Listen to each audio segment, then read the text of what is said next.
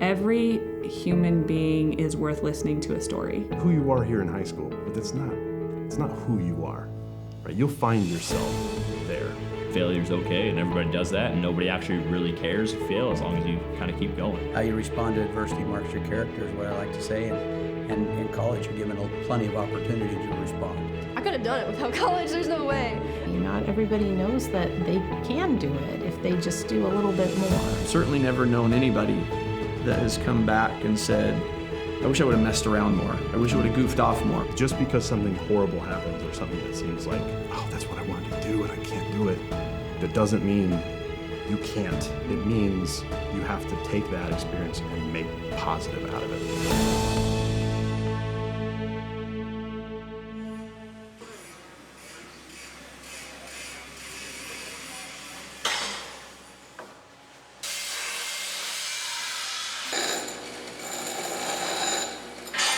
So I pursued welding. I did it all through high school. It was something I always enjoyed. I was good at it. My name is Hart, and I teach metal shop. What motivated you to become an educator? A little bit more. There you go. That'll work. Honestly, it was an accident. I mean, it really was. Do you know I was 3 days away from signing up to the Coast Guard before I started teaching? I graduated college, I welded for a few years, and I kind of got tired of like the people I was around because none of them were super great. Yeah. I never made it into a really good shop, I never made great money, and I was engaged. And I was like, okay, well, we're gonna fall back on medicine. And so I started looking at the time, he's now my ex-brother-in-law, but he was a paramedic for Corvallis. And emergency medicine is like, I love it. And so I went, did some ride-alongs, hung out at the station, talked to him. I was like, all right, cool, I'm gonna do this paramedic thing. Started looking into Chemeketa, and it was like 4 to 6 years you had to volunteer in a station at the time before you got a job. I was like, I don't have time for this. And so I was like, okay, I've got a degree, let's try for something military. Figured like, okay, well, there's a lot of coast on the West Coast. Maybe we can get lucky and get somewhere over here closer to family. And it was August. I was walking out of the Benton County Fair, and I passed my high school shop teacher as he was coming in, I was leaving. And he told me that he had left the high school and took a job at Lynn Benton, and he wanted me specifically to go apply for this job at the high school. And I kind of thought he was kidding. Talked to him for a while, found out that it was something I could actually do with an associate's degree. And so I put all of my stuff together and I wrote a cover letter and all sorts of other stuff. And here we are 8 years later, still trucking. So yeah, I was like, because my days off were Tuesday, Wednesday. And so that was a Saturday. So I was getting ready to go talk to a recruiter on Tuesday, see what my options were for the Coast Guard. Wow. Yeah. So that close. That close. Mm-hmm. I'd be jumping out of helicopters right now, but I'm right here. Yeah, so I pursued welding. I did it all through high school. It was something I always enjoyed. I was good at it.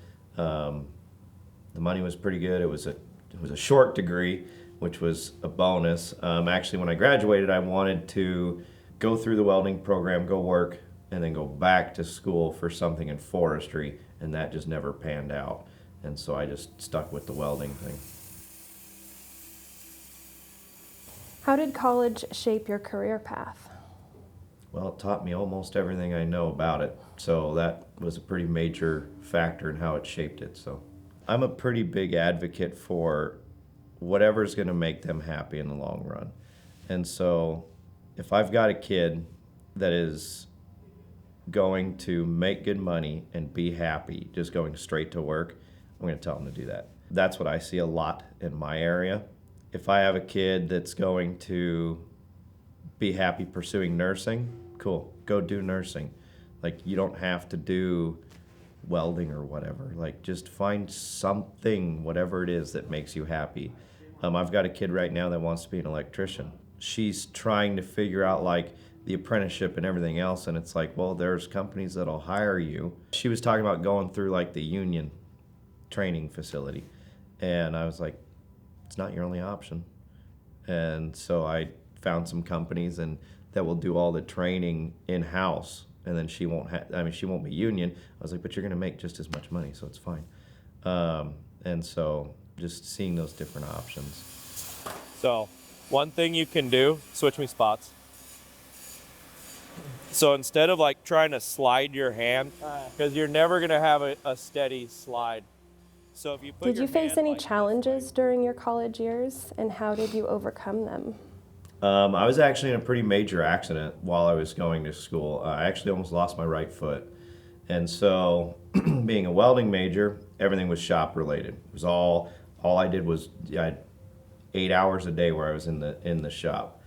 And so I had to like overcome that physical limitation. And then I also had to catch up because I was under couch arrest for like 2 or 3 weeks. And so I had to play that big game of catch up. And then I had to continue because I was on crutches. So I had to do everything on crutches up and down stairs and learn how to not catch my foot on fire because I just had a sock on. So that was probably the biggest limitation that I had. It was also the very first time I ever had an online class. I'd never seen that before, and I actually completely forgot about it. And so then I had to do that whole cram at the very end and get everything in when she offered a credit makeup week right at the end where you turn everything in. So don't forget your online classes. All I did was work. That was it. I had two jobs and 18 credits a term. So I didn't have time for anything extracurricular. My extracurricular was work. I had one in particular. I still have all the notes that I took in his class. His name was Dean Dallas. He's still teaching over there. And this man was just a walking encyclopedia. He was insane. Didn't matter what the question was, he had an answer, and it was a good answer. He started welding when he was a little tiny kid, and been teaching at the college since I think dirt was new, and he just knew everything. And I actually work over there now. I teach some night classes, so there's been a few times where like I've ran into a thing and I'll run up into his office and I'll be like, Dean, help me with this real quick. And so he's been kind of like a ongoing support that I've had ever since I was in my first year to now. So I've contacted him several times over the last 8 or 9 years now. So that was probably my first experience with a large group of people that were not like me.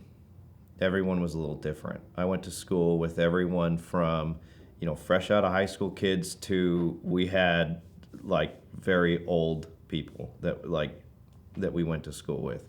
And so it was a wide range. Everyone kind of came from somewhere different. We were all a little like-minded because we were all there to learn how to weld, but just learning how to deal with that diverse of a group was probably one of the biggest things as far as like that's bled over into my teaching career now that has helped me learning how to deal with them all and help them. So, but what's cool is you can run it either way then pretty easily once you figure that little rolling technique out.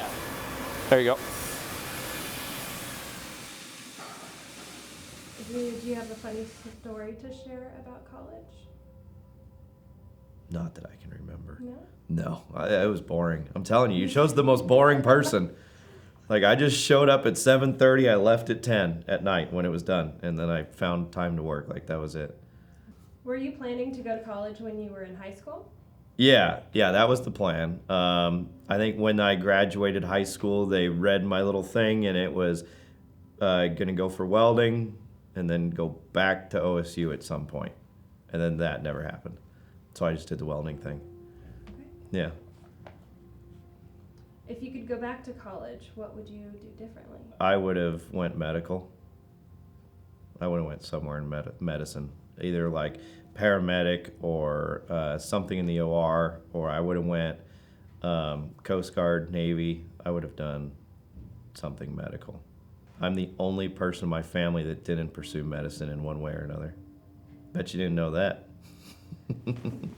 That's why they call me when someone does something stupid.